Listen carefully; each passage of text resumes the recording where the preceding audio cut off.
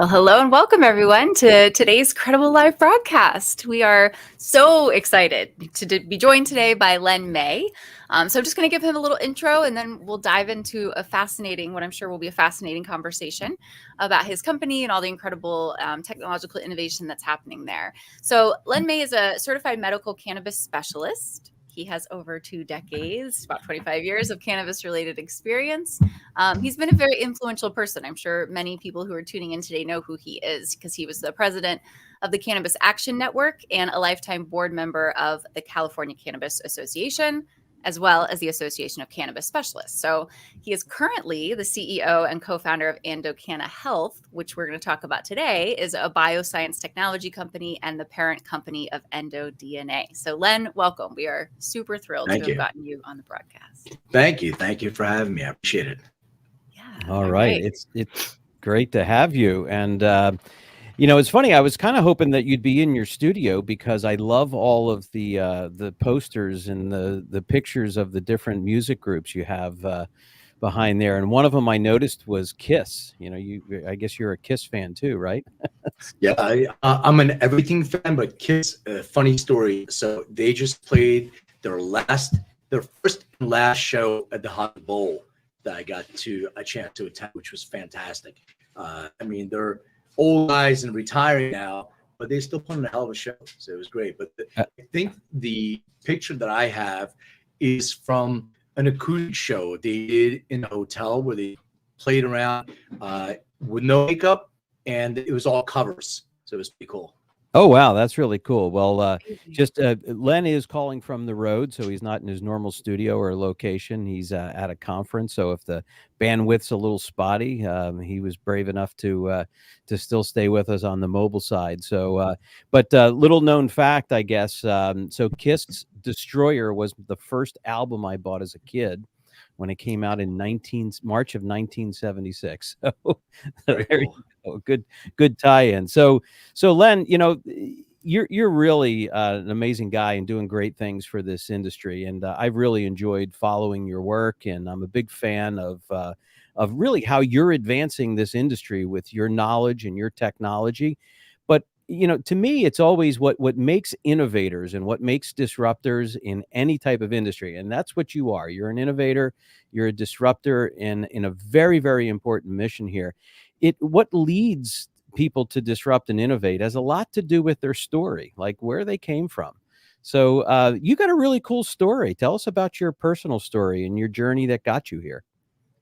Yeah, well, I appreciate that. The story is that I'm an immigrant in this country. I came to this country when I was 7 years old. I was born in Lithuania, and my parents come from the old Soviet Union, basically. And I was the kind of kid that would sit in class and have thoughts that would pop in my head. We were just talking prior to going live about all the different tabs that you have on your computer. Well, you can visualize that's what happens in my head.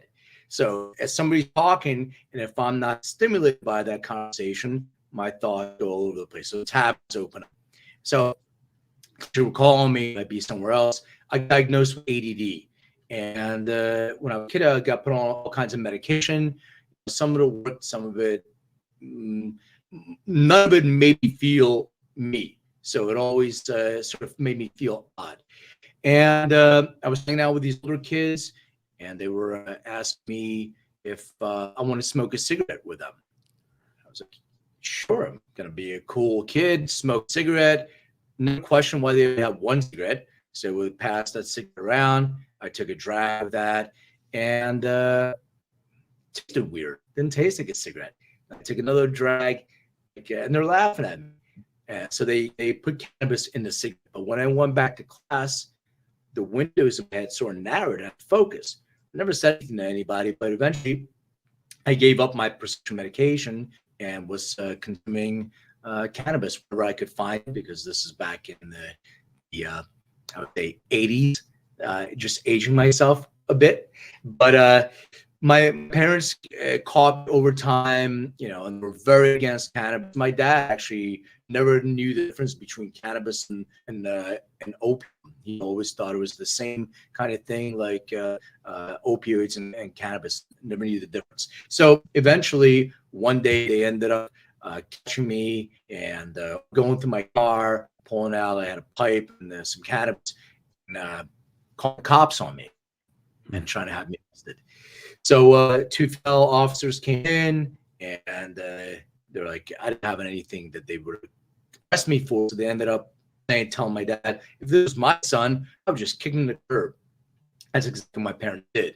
They kicked me out, and I was on my own. But the irony of this whole story is both my parents consumed products that our company paid for their conditions. So it kind of came full circle.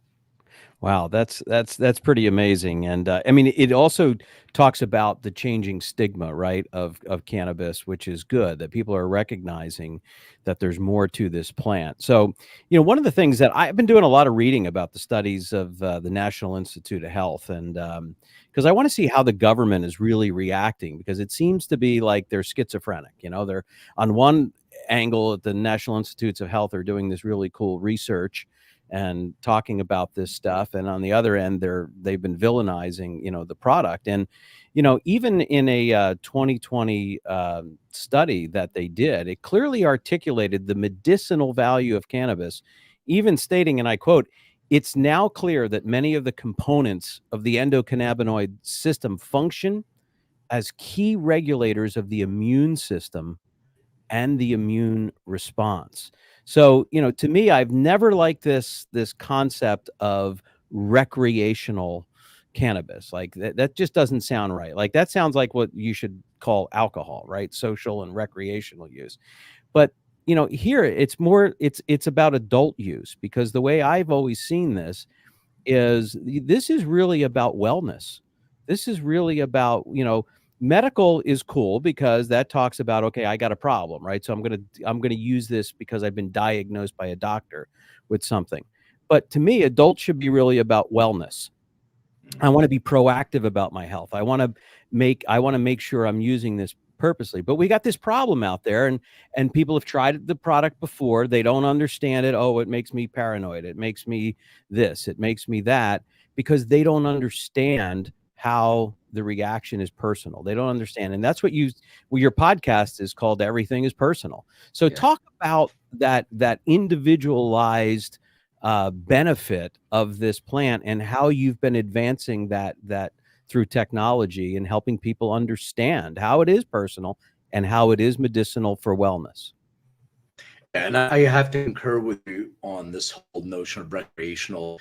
And I think recreational is something they started positioning the plant because of the category and taxation per opportunities they had in certain states. So they were treating cannabis like alcohol, as you said. But, I'll ask the question this way.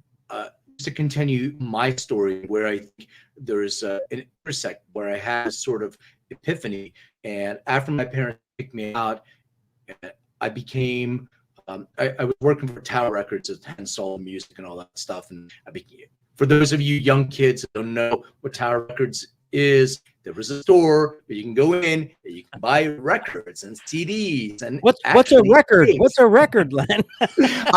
I'm not in the studio, so I can't show you, but it's a piece of vinyl. But is there anyway, an app for that? Yeah. So in doing that, I got some opportunities to attend different concerts and shows. So I went to this festival. It was called the Horde Festival, where bands like Ziggy Marley, Blues Traveler, Black Crowes were headlining. And there was a group of people that had this banner. It's at the Cannabis Action Network. I came up to them. I was like, "Hey, Cannabis Action, what are you guys doing?" Like, "We're registering people to vote." I'm like, "Okay, great. What else are you doing?" "We're registering people to vote." So, long story, a little bit longer, I became the president of the Cannabis Action Network. And I held a rally at Independence Hall in Philadelphia. This is 1993. I want to say somewhere around there. And my keynote speaker was this woman named Elvie Masika.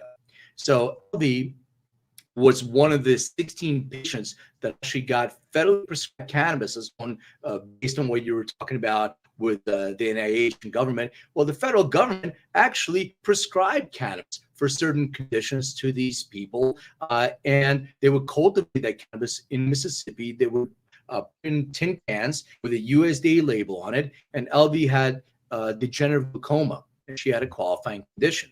So she opened her jar in front of federal rangers in federal land where the Constitution, Declaration of Independence, hemp paper written, and she lit her, medical cannabis joint from the federal government. It was great. And this is 93, so it's a long time ago. Everybody crashed in my house. The next morning, we got woken up to a loud noise. It's like, what's going on? I had a sculpture in my house. I walked into the sculpture and broke it. And she felt so bad, but she couldn't see. And she ended up consuming some cannabis in front of me, and her glaucoma started getting better. She could actually see, still wear glasses, everything that. But that was my second aha moment, because remember, I had, ADD or whatever the diagnosis was. She had glaucoma, but we both consumed cannabis, and it helped both of us. So that started me on this journey of trying to figure out why certain cannabis works for some people in certain ways, why it didn't work for different conditions. And that's when I started really diving deep into all the research, whatever was available. And then my ex-wife at that time we were just dating, like, you have to get a real job. So I kind of went off and went into corporate America, worked at like Price Waterhouse, and was a commercial real estate broker, did venture capital, and moving to the Los Angeles area, I got a chance to get into the dispensary space. So I was an owner and operator as a partner of different dispensaries under the same umbrella. The thing that I started seeing was people will consume the same chemical variety, but a complete different experience. And I had this personal experience with one of my coworkers who wanted to consume some cannabis. And I said, yeah, I have some sativa dominant stuff. He goes, no, that stuff puts me to sleep. I was like, no, sativa, indica down, sativa up. That's all I ever learned. He goes, not for me. That sort of started my other part of my journey into plant genetics. And I saw a video by a gentleman named Kevin McKernan, who chief science officer at a company called Medicinal Genomics. And I ended up working with Medicinal Genomics on plant genomics. So my job was basically to travel the country, meet with cultivators, get plant material into my lab, extract the DNA, and sequence it. So we started the first genetic library of different cannabinoid chemars and cultivars. And it was called Cannapedia. And it would put on blockchain so people can have access to their own cannabis varietals. So the parent company was called Qredible Life Sciences, and they did pharmacogenomics, which is the study of how drugs affect the human body and how people metabolize drugs, and also drug interactions. So different drugs that interact together, they can have some adverse events. And I really dove deep into the human genetic side. And from that standpoint, my light bulb moment went on again. We have plant genetics here. We have human genetics here. Is there a way that we can use genetics to guide people to a more personalized experience with cannabis? And it's not about finding something that's going to get you high. It's not something that's going to address your disease. But what I wanted to do was make sure that people try to mitigate or avoid adverse events. So as you were saying, Mike, some people get paranoid. Some people have anxiety. Well, there's genes associated with that. Your genes, I'm actually at a big longevity conference in Las Vegas right now, and a speaker was just telling what a great analogy he was given about genetics. He said genetics provide the gun. I mean, maybe this isn't how I'm thinking about it. Maybe not the best analogy, but they provide the gun and the bullet, and your lifestyle actually pulls the trigger. So the visual of that is whatever you want to connect to. But I was thinking about that because if you have a genetic predisposition and you're consuming a phytocannabinoid, there may be something that triggers a genetic event. You can actually have an adverse experience, and you may not go back to cannabinoids, phytocannabinoids, even though it's therapeutic for you. And worse, you can tell your people around you, stay away from devil's lettuce. Just because you had adverse experience, because you didn't consume what was lying to you. And that's really what our goal and focus is. Well, that's incredible because just recently, the other day, somebody told me, this makes me schizophrenic. After I use THC, I get like this schizophrenia. And so I said, well, you don't understand how to use it. You're not taking the right stuff. And I was talking about, your stuff as a result. And it's amazing because this industry, it seems to value like THC percentages. And I was even looking at a research study that was done by the University of Colorado at Boulder. And what they did is they took two groups and they basically raised the THC level on one group and kept it low on the other, and they found no difference in the effect or the interaction because they really, put high THC levels into, and the folks that had lower THC levels. So as the researchers expected, the concentrate users who had very high levels of THC in their bodies after use, they weren't necessarily more high. But yet this industry values THC so much that they even are shopping labs to get them to boost the THC levels because that they think that's what people want. And that doesn't really speak to the other important things like terpenes and the other cannabinoids in the product. And it's like, everybody talks about strain, and that's only like two, indica, sativa, and THC values. But your research shows that there's way more to it, which is cool, because how do you unlock that now? So, with that understanding, how does your technology help somebody to understand and unlock that mystery in their own body? Yeah. Let me just piggyback on what you just said, and then I'll tell you how the test works. I think it's very important, and I don't think people understand, first, how drugs work in the body, not just cannabinoids. And if you don't mind, maybe taking a minute or so just to explain to people so they really understand what it is. And I'll use not cannabis, I'll use cocaine as an example of that. And we're not talking about drugs and not promoting drugs. I'm just talking about the mechanism itself. So when somebody consumes an exogenous, means you consume outside of your body, you don't produce it yourself, a chemical like cocaine, we have dopamine receptors. It binds to our dopamine receptors and squirts 100 times more dopamine, depends on what it is, than you will produce naturally. And then it blocks the uptake of the dopamine. So not the cocaine, it's the ligand, it's the dopamine. Is your brain says, oh, I like that. That felt good. Send signals, give me more of that. And then because your brain wants to conserve energy, if you have an exogenous substance, why not? It'll conserve energy, consume some of that. So in cannabis, we have the endocannabinoid system, which we don't have to go into too much detail on, but just so people can understand, we have receptors throughout our bodies, CB1 and CB2 receptors, and we consume the plant exogenously. We have binding affinity for those receptors where THC, delta-9, that is decarboxylate converted, binds to CB1 receptors and releases anandamide. So anandamide is an endogenous. We produce this a neurochemical ourselves. And here's the thing that research has showed.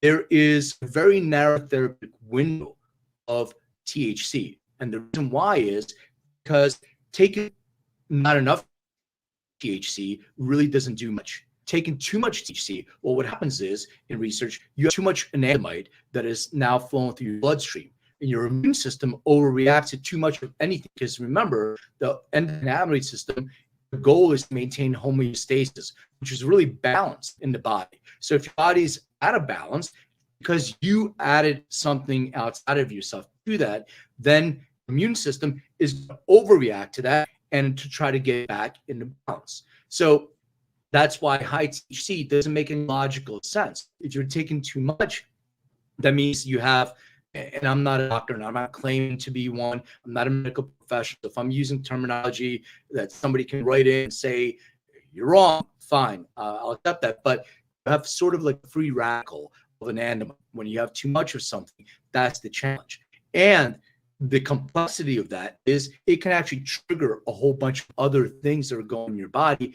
You're predisposed to that.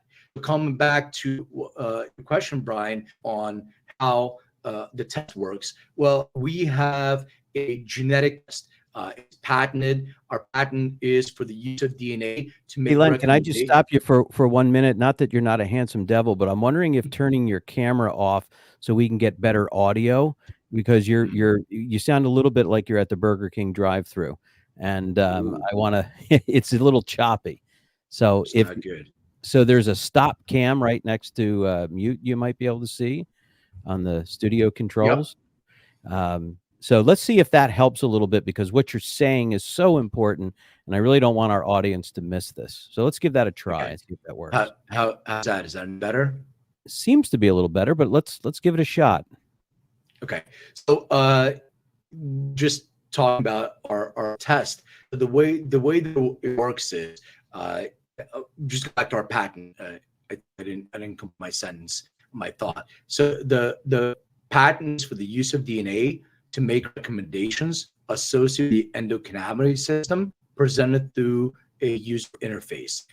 In addition to that, we actually have an approval for machine learning algorithms. And the reason why that's important is the more people that use the test, the better machine learning AI can make predictive inferences. There's 1,000 people that have similar genetics, and we're not getting your own private information. It's just efficacy for 1,000 people that have your genotype that use this protocol, shown efficacy. The more people use it, the better the system works. So just describe how the Endo DNA test works. It is a swab. You swab the inside your cheek. We collect saliva test. You register it because we're HIPAA, we're GDPR compliant. It's really important because we are treating this information just like a healthcare professional will treat that information. It's all anonymized. So when you register, that means that your information is then encrypted. And just to get a little bit, I'm not the techie guy, but I'll try to explain the tech. We're a Amazon AWS shop. We're HIPAA compliant on Amazon. We have to maintain a HIPAA certificate. That information is stored in, it's called S3 buckets. Your DNA is stored on one side. Your personal information is stored on the other side. Only you can access information when you log in. You pull in your information, and I'll explain sort of what you get. So you register, you then send the sample back to our lab. It'll take 2 to 4 weeks to get your results. It already comes in a box, self-addressed stamp. The other way you can get DNA information, if you've already taken a genetic test, like a 23andMe or an Ancestry.com, you don't have to swab, and we don't have to collect your saliva. You just give us your raw data, what you pull out from your 23andMe or Ancestry, you upload it to our site. We'll translate that and provide you a report as well. And you get your report by logging into your personalized portal, which is called My DNA Live. It would then go in and it would have different categories. So the things that are on the report you would see are your genetics. So your genetics as they're associated with the whole endocannabinoid system. So we genotype about 700,000 polymorphisms, or what's called single nucleotide polymorphisms, or SNPs. In addition to that, we're looking at drug-to-drug interaction. So we have over 200 different medications. They use the same enzymatic pathway as do cannabinoid. And then we also look at dosing. And dosing is extremely important. And a lot of it has to do with metabolic function, how you metabolize certain things. So as you get through your report and you look at things like adverse events, and Brian, you mentioned schizophrenia, etc., is a incredibly small percentage of people have a genetic predisposition to that. However, there's a million different things that can trigger the epigenetic expression of schizophrenia, not just, it's an intense, stressful experience. Right. I'm more concerned about things like psychosomatic effects, which is psychosis-like effects, and people have had, a psychotic type of episode with high amounts of THC. And the people that reported to us, usually the perfect storm. What happens is they may be poor metabolizer, they have stress reactivity markers, they have PTSD markers, they consume edibles, high THC edibles, which goes to the first pass, converts to the 11-oxyhydroxide of delta 9 THC, and it goes back in your bloodstream, and it can trigger like an off switch your epigenetic expression to the adverse effects. So the goal is to see if you have this predisposition, maybe reduce the amount of THC, maybe consuming sublingually, buccally, or combustibly instead of first pass delivery. These are all the different things. And the final part of that is we look at certificates of analysis from manufacturers from different companies. We run the algorithm to show you what the percentage of match is for that product based on your genetic predisposition, so you can really have a personalized experience with your cannabinoid use.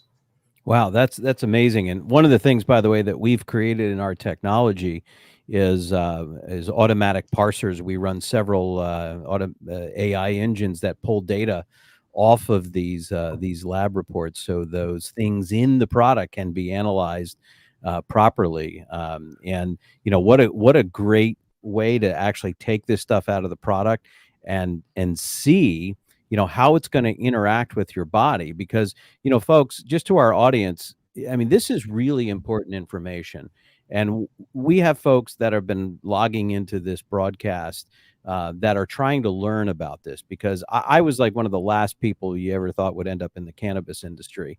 But I'm not a big fan of big pharma. I think there's a place for them, but I'm a very big fan of wellness, and I'm a very big fan of trying to find those things that God has put on the earth, to actually be beneficial to us and to not abuse those things. And, if you think about it, God made the plant, God made the endocannabinoid system. I mean, that's what I believe because I'm a Christian, and that's sort of how I see it. Right. But, those two things have to work together. Like if you have an endocannabinoid system, folks, there's a reason you have it, right? All mammals do. So you got to feed it a cannabinoid.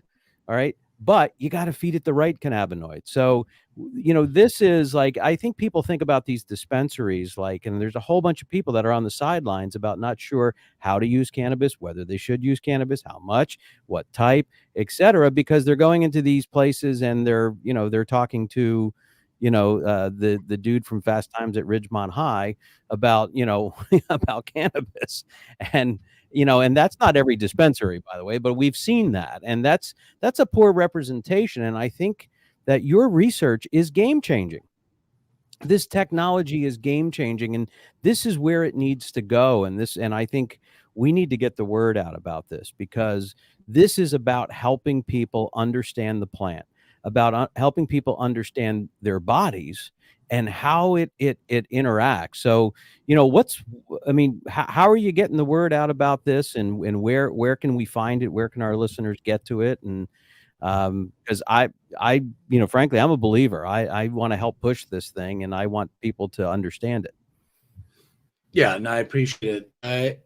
I can go to endodna.com, and we're also work through a lot of our partners, a global company, and we have products available in different languages, in Brazil and Portuguese, and in Mexico, we have Spanish, and the UK. Well, that's English, so same. We didn't need to translate language there, but anybody can purchase the test as a consumer, or buy through one of our partners. It's sold in retail stores as well. But the idea is that we're also, at the end of the day, I was presented to a group a couple weeks ago, and there was a guy that was asking me, really sharp guy, great questions. And he was asking me, what type of business are you in? What business do you think you're in? Like, well, we're a med tech company, or we're a biotech company. He goes, nope. I'm like, well, we're a genetics company. He said, nope, try again. I'm like, I don't know, I give up. He goes, you're a data company.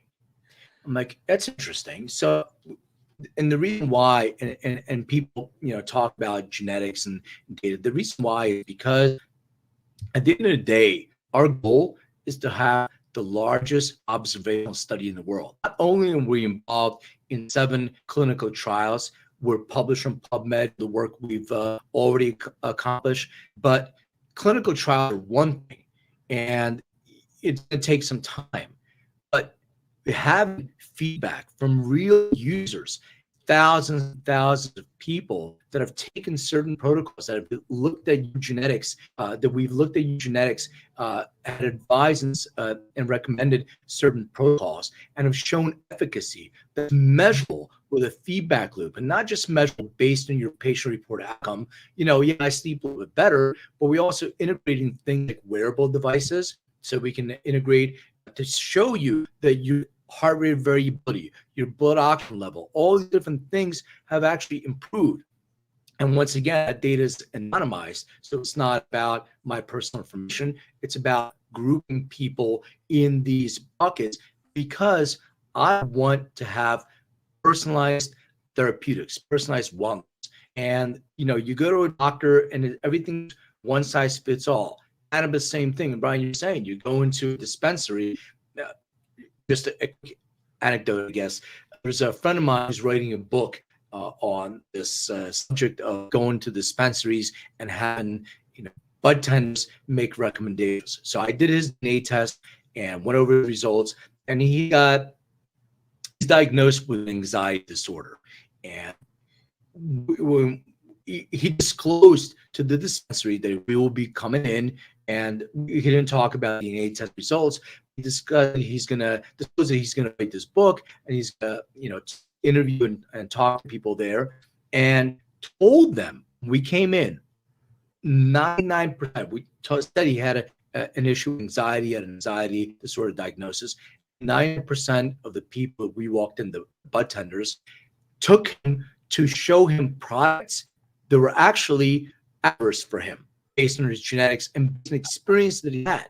So instead of actually taking him to the products that were high in CBD, low in THC, and then at some point I was asking the bartender, can you show us you have tinctures that are more balanced, maybe 1-to-1, and with terpene profiles, and we can talk about terpene profiles because that's sort of the secret sauce in the mix as well. And the gentleman told us there's a little shelf there, and we looked at this little shelf with a couple of tinctures, and I said, these are just distillate or isolated mixed with CBD and THC. Where do you have some stuff that has some terpenes that we can take a look at? And he said, oh yeah, terpenes only work when they're combusted. I was like, that's interesting. So you're telling me when you go into Whole Foods and you buy a tincture for just essential oil tincture, and you're consuming that doesn't work either? It's billions of dollars down the drain, I guess, from that industry. You have to set it on fire.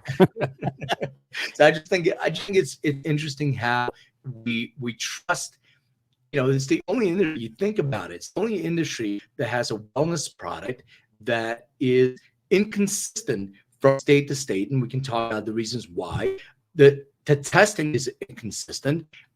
People are consuming it as a wellness or therapy or even a medicinal product, and we trust somebody that's not a medical professional, but somebody that's not maybe well trained to look at those possible adverse effects and make those recommendations. So that's the issue. And you're talking about a lot of great points, and we're just about 4 minutes past, but I can't stop listening to you because I think it's absolutely amazing. So here's what we need to do. Number one, we need to get you incredible. We need to get your company incredible. We're going to be following up with that.